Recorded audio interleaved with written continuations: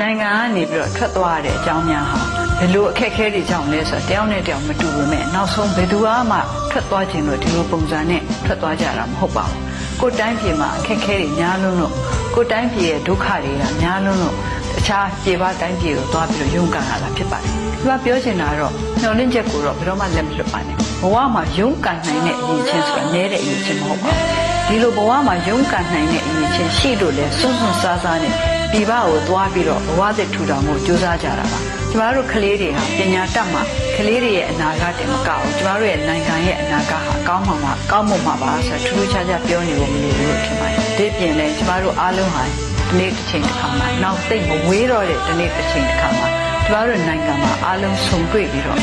အားလုံးလက်တွဲပြီးတော့စိတ်တက်တက်ကြွကြွနဲ့ကျမတို့နိုင်ငံရဲ့အကျိုးအတွက်အတူထမ်းဆောင်နိုင်ကြပါစေလို့လည်းကျမဆုတောင်းလိုက်ပါတယ်